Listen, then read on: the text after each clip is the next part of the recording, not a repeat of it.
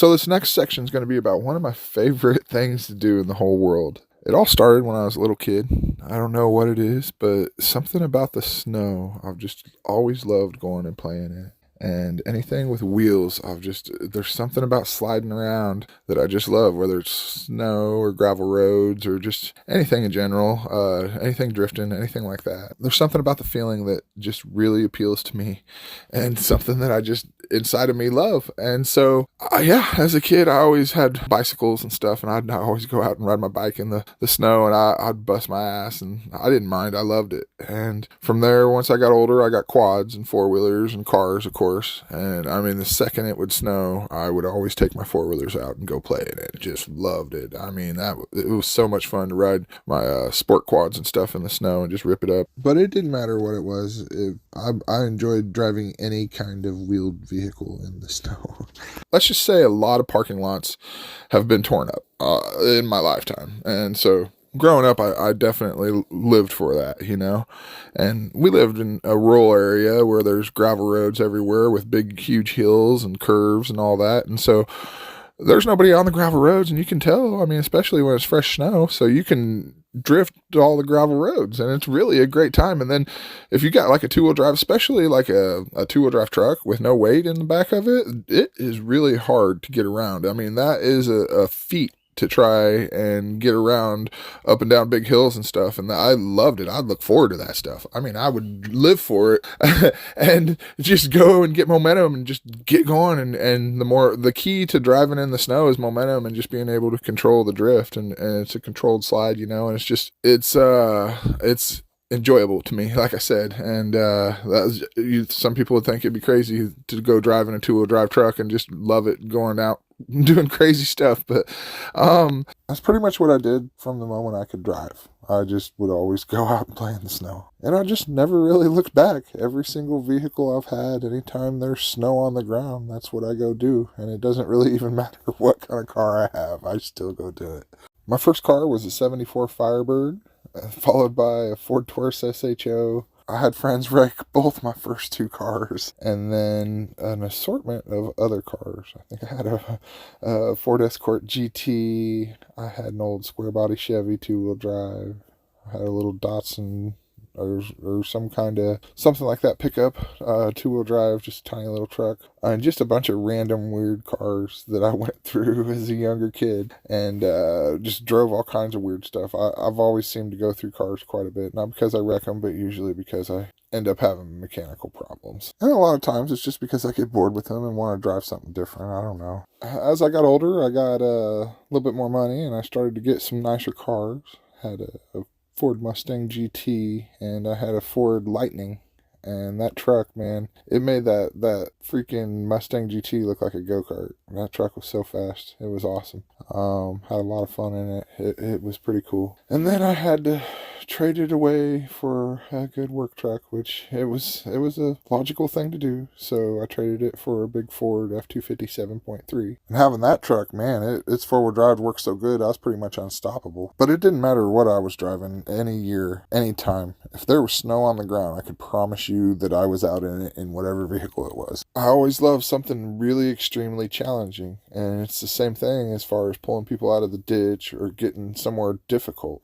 I would thrive on that and look forward to it. So I have always, when it snows, I always just go out looking and driving in it, just completely having fun. But as I go, I look forward to being able to pull people out or go up hard hills or something, because that was what I just live for. I love it. The adrenaline rush or whatever it is, I don't know. But I really enjoy it. And I just naturally did it every year. And I would just go out and play in it. Not really, it wouldn't be my goal to really help people. I would be playing, and if somebody needed help, boy, that's a bonus, because now I get to see if I can pull you out. I would love the challenge of that. But then I took it to the next level. And I had to go back on Facebook and see what year it was. But it was 2011. And we got a really bad snowstorm. I think we had like 2 feet of snow on the ground. And I had a big Ford F-250 four-door 4x4, really good truck, and I bought brand new snow tires right before the storm, and it was like the best snow tires I could buy and stuff. They were big and nasty and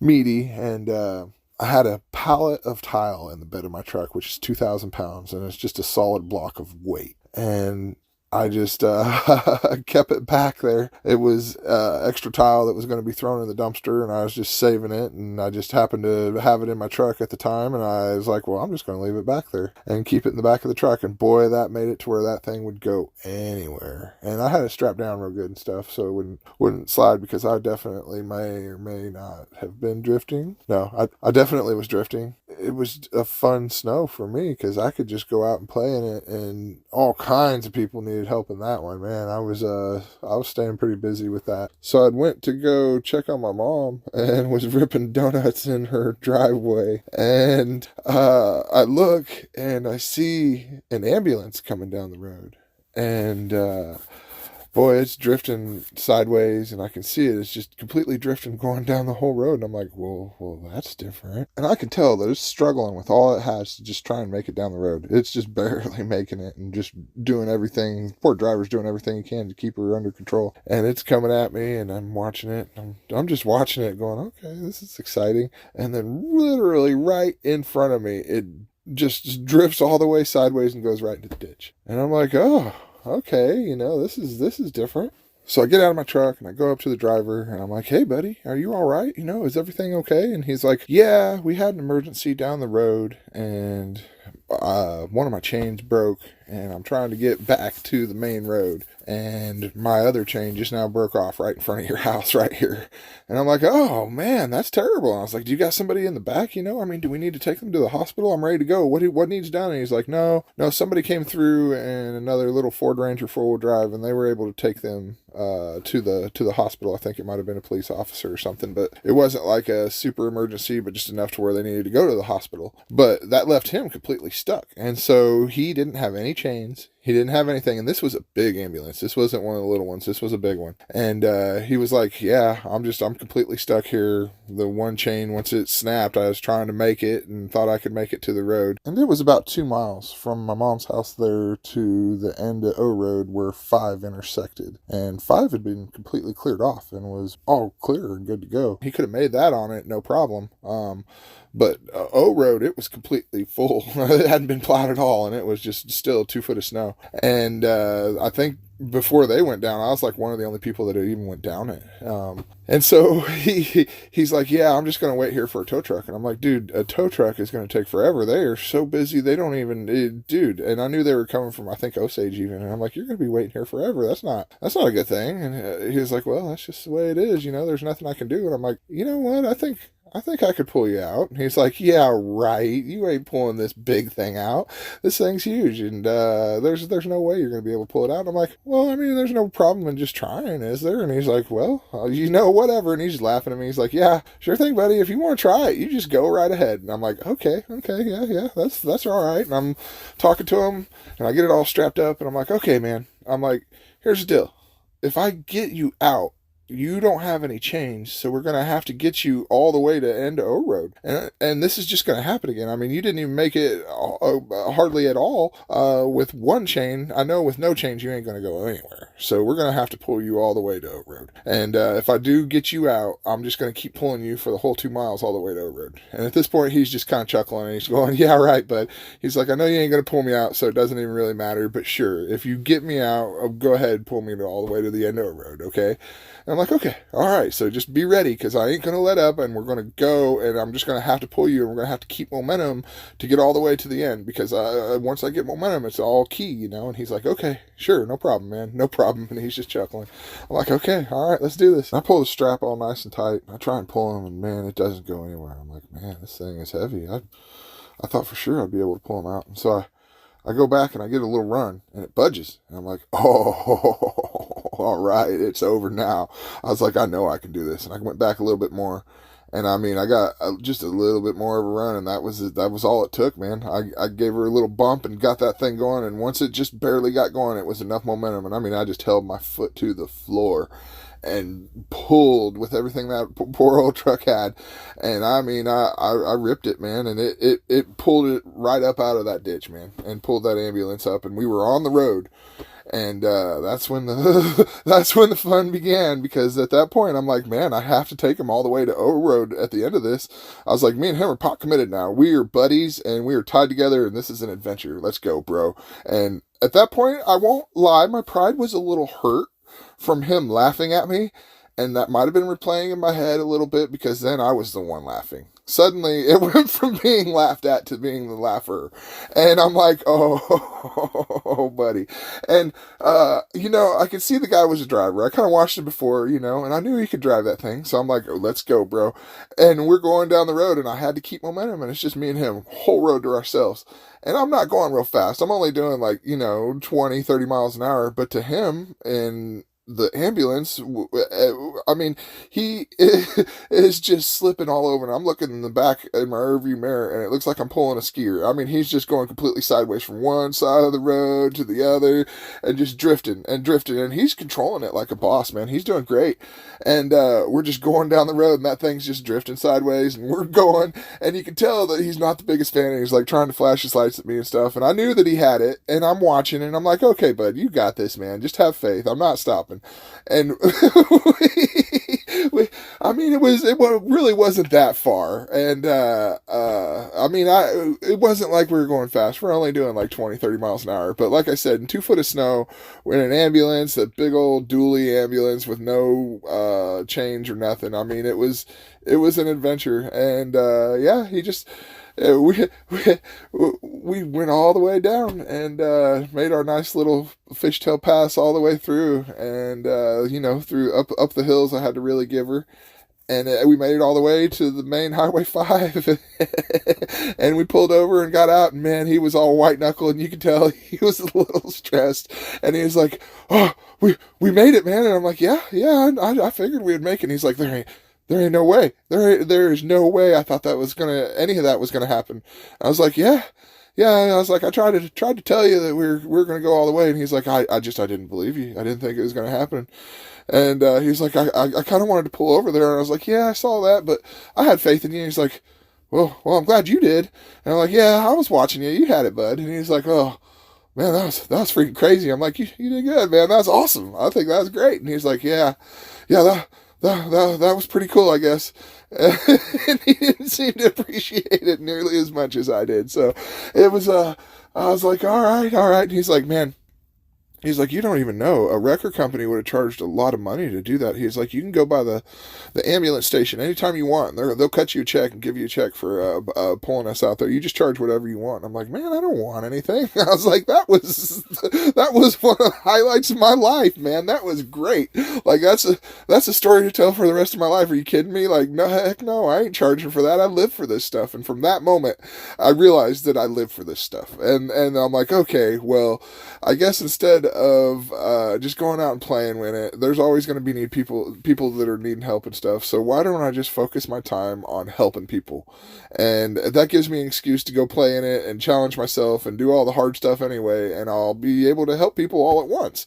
And I'll just get 2 birds stoned at once, and it'll be a great thing. And I could just help people, and it'll be a good time, and I can play in the snow, I can help people, and it just all works out. And so that's what started this whole adventure, and me publicly posting to trying to want to help people in the snow and doing everything I do. That ambulance adventure that I pulled him through a couple miles, it sparked it. And since then, every year it snows, I put it on Facebook that I'll be willing to help anybody. I spend the first 2 to 4 days helping people. I just help out for however long it takes them to clear the main roads and then all the side roads. Even though the main roads are clear, the side roads, especially around here at the lake, are all hilly and bad, so people are still stranded at their homes and can't get out or get to the doctor or get food or medicine or whatever they need. So that's where I come in, and I offer to take people to the doctor or pick up medicine or food or diapers or just anything. I try to be sure to only focus on necessities, and I don't take any money.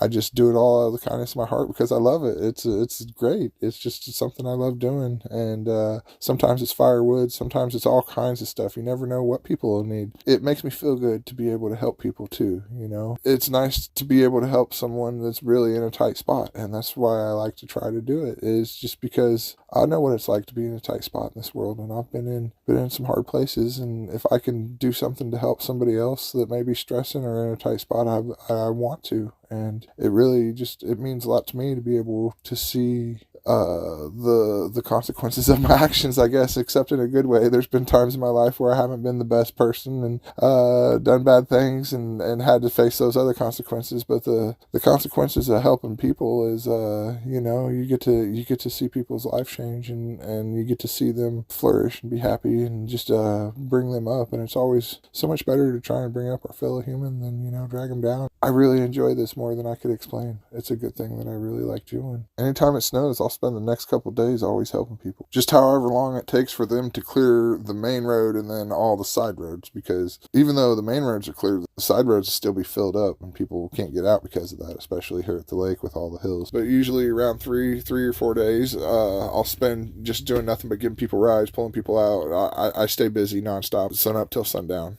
And it's just what I do, and I just live for it. I love it. It's such a fun thing to me. And I got all the cold gear. I got Under Armour stuff to keep me warm, and Carhartts and muck boots. And I mean, I dress appropriately for it, and I don't mind at all. I'm kind of a warm-blooded creature anyway. I like the cold more than the hot. I've got heat stroke once, and I don't do hot very well. And I like the cold. It's kind of weird. It's just one of those things I do. And so now I've just always done it, and it's led me on this journey to where I've got now, and I've done a lot of years of it. I know in one of these posts, I took a screenshot of just looking back, and that's the oldest one I could find was 2011, the one with the ambulance, but I know I've done it a lot of years before that. But that was the year, like I said, that sparked it all off. And then there's another one that says, like, in 2022, I had COVID. I still was out driving around helping people, doing stuff, delivering medicine, food and stuff. I'd sanitize it when I deliver it. I never officially tested. I knew that I had COVID because I had given multiple people rides that had COVID. I always tried to wipe down my truck and spray Lysol and stuff, keep everything disinfected, but I knew it was coming eventually. I'd never had it before then, and I'm just sure I got it by giving people rides. I knew I was going to have to get it at some point and build an immunity to it anyway, so I didn't mind at all. It was just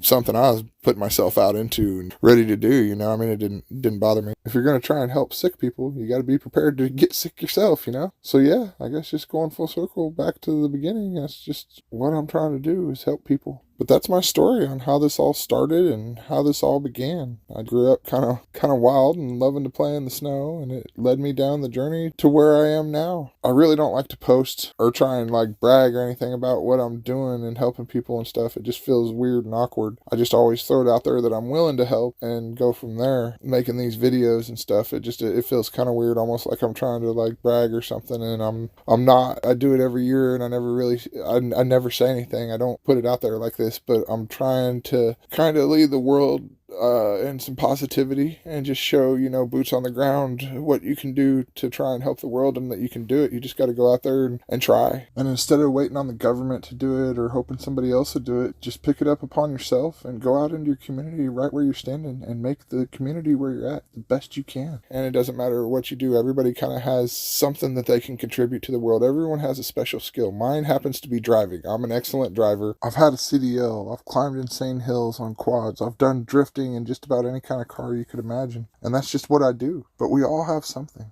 All I wish for is for everybody out there to just show your fellow human a little compassion. And if somebody needs help, try and help them. And whatever your skill is, try and utilize that to help others. Whether it's gardening or running heavy equipment or writing or quilt making or being good with computers or anything. We all are good at something. We all have a special skill. Maybe if we all just bring each other up instead of dragging each other down, we can all make this world a better place. So that's why I started this YouTube page. I try and create positivity, and that's all I'm trying to do here, is just create a little positivity. I'm doing it all as a promise to my son who passed away, and that's the reason why I'm putting this all out here and doing it all like this. I'm trying to hope that others may see it and may take it and run with it and do something on their own. And it's not just me. There's been a lot of people around here that are working their hearts out to try and help this community, and it's a beautiful thing to see. I can't tell everyone how much I appreciate all the hard work everybody's putting in. It's absolutely amazing. And there are a couple people that have really went above and beyond. The Duns, Aaron and Aaron, and Justin with Hope Ministries, and the Sarge. Those guys have just put their whole heart and soul into helping their community through the snowstorm. and they are carrying on and continue to do great things, and it's just really awesome to watch. And I have only personally got to meet Mr. Aaron Dunn when my truck was broke down, and he helped me deliver some food to some people that needed it and were stranded. And Justin and George I still haven't got to meet yet, but I look forward to the day I do. And they do a lot to try and help, and there's just a lot of people all over the lake. I see it. It's really starting to flourish, and it seems to kind of have an impact. I'm just one guy doing what I can to try and create some positivity in the world, but it seems to be actually helping, and transferring and flourishing. Sometimes someone putting themselves out there and showing it can be done encourages others to follow their heart and do what their heart is guiding them to do. We just have to be brave enough to take that first step and put ourselves out there. But after that, things always seem to multiply. I'm not going to say at all I'm the reason they're doing this. I know they all have amazing morals and believe in God and are doing it because that's their beliefs and that's what they feel all the way through to their soul. And they just want to help their country and help their community. They all have their reasons for doing it. But it just seems that the more people that start doing it and leading the way, the more people get on board, and it just seems to multiply. It's like planting a seed and then watching it flower. And when talking about people leading the way and positivity for the community, I have to talk about Will Holtz with Lake Media and everything that man is doing to help the lake area. He really puts his heart and soul into what he does and into creating honest and open media. I greatly appreciate that man for all he is doing for the lake and everything he's done to help me. I'll get to that here in future videos. The positivity that we're creating seems to keep going forward, and I can't tell this entire community how much I appreciate everyone for all the positiveness and all the love and just everything. This is a wonderful community, and I've watched it do amazing things, and I thank you all from the bottom of my heart. This is my first video in my mini documentary of this last winter and all the snowstorms that happened and what I did during the snowstorms. It was really quite the journey. Feel free to follow along. This is going to be a pretty incredible story. It means a lot to me. Feel free to like and subscribe and follow along on my journey. Thanks, guys.